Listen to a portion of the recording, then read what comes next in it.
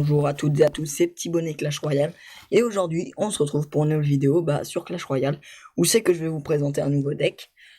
Le deck Géant Royal Princesse Sorcier Glace Spawn.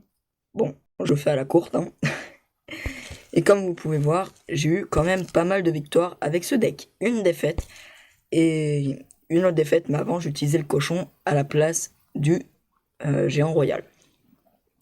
Donc, bien sûr, si vous n'avez pas la princesse, vous pouvez la remplacer par les archers ou par la mousquetaire.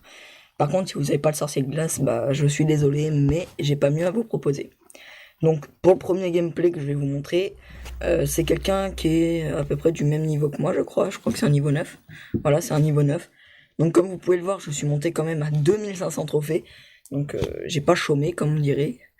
Donc, je vais vous présenter ce deck. Donc, là, bon, si vous avez rien en main de départ pour pas gaspiller votre élixir, vous pouvez mettre un canon. Donc là, il balance son gobelin de baril.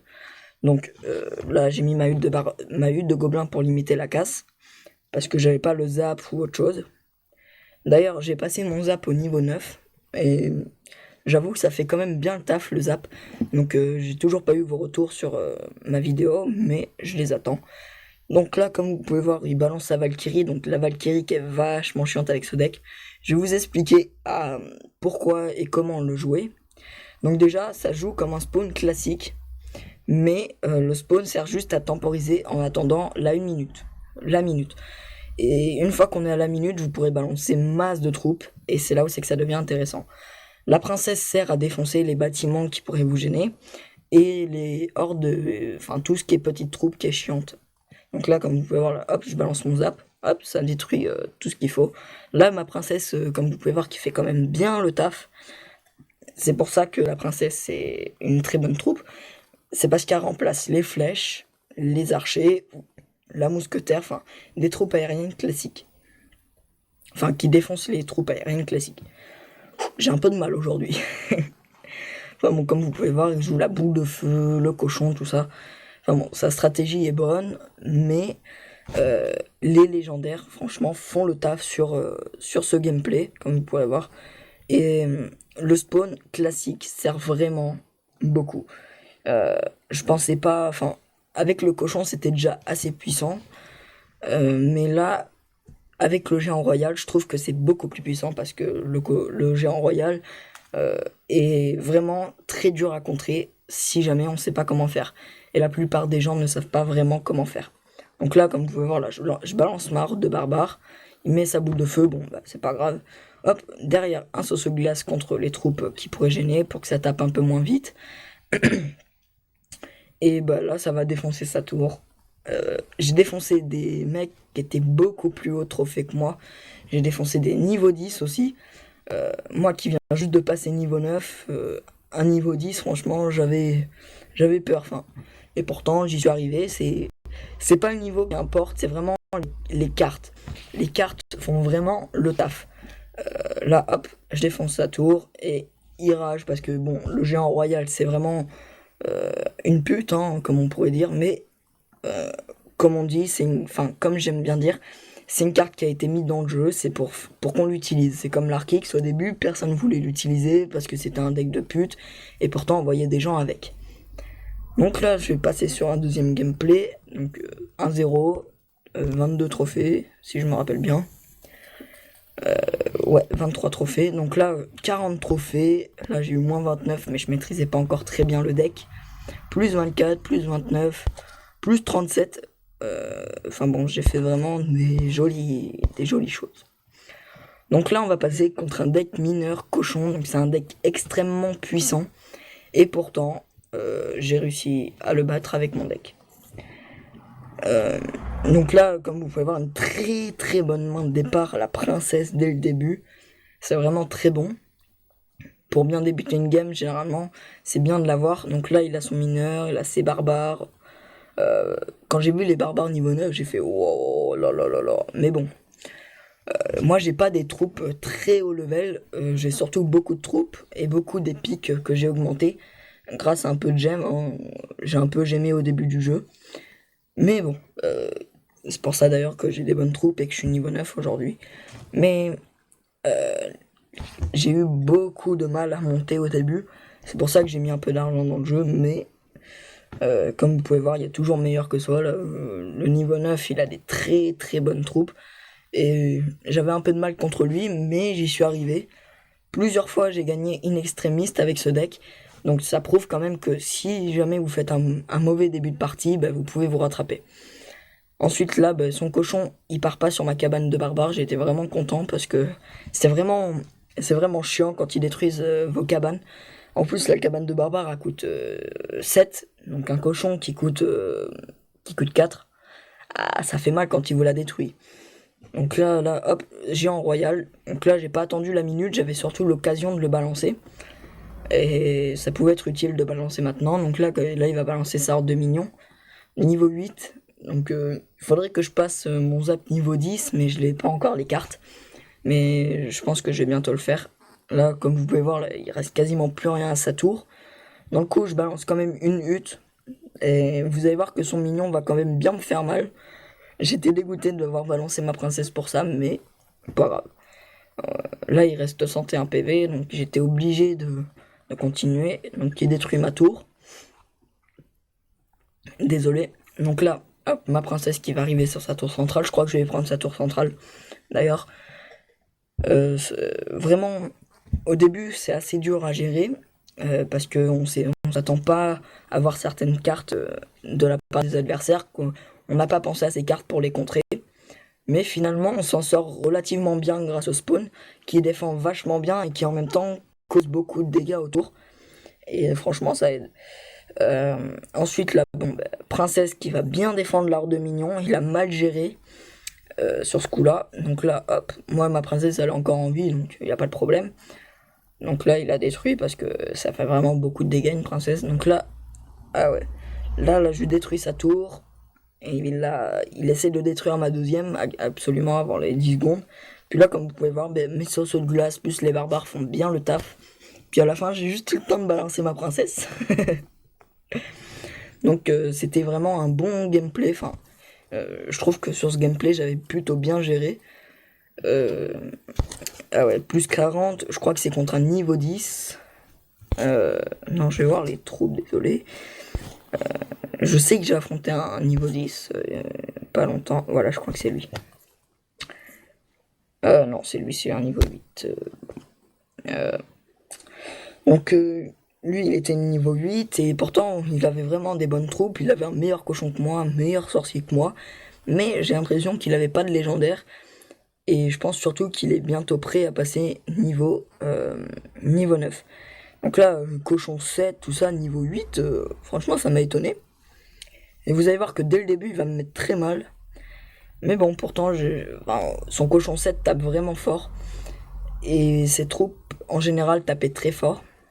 Donc, fair play de ma part, je lui dis bien joué parce que bon, je suis fair play minimum. Mais même avec ses bonnes troupes, il a pas réussi à passer ma défense. Parce que des fois, les mecs me mettent très mal au début. Mais juste après, j'arrive à les contrer, à les bloquer. Et c'est à ces moments-là qu'on voit que le spawn est vraiment intéressant. Le deck spawn, je sais que c'est vraiment très mal vu. Oh, deck de pute, deck de salope. Très souvent, je reçois des émoticônes où c'est que les mecs ils sont pas contents. Hein. Mais je m'en fous, ça mis là. Si ça a été mis là, c'est parce que ça doit être utilisé. Il y a des stratégies à faire avec ça. Et donc, bah, il faut les utiliser, ces stratégies. Hein. Donc le Soso, franchement, c'est l'ennemi public numéro 1 avec votre deck.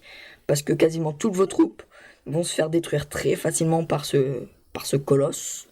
Enfin, par ce sorcier, quoi. Et vraiment, les sorciers, en général, sont vraiment chiants avec ce deck. Ils arrivent à vous contrer, même les sorciers de glace qui vous ralentissent. Et vous pouvez pas faire grand chose face à ça. Donc, je vous conseille de garder vos barbares, d'attendre de découvrir le deck de votre adversaire et de balancer vos barbares. Donc là, j'ai pas content, son sorcier il me casse les couilles. Mais bon, je l'ai quand même mis à mal et lui, il a à peu près la moitié de ce que moi je lui ai fait.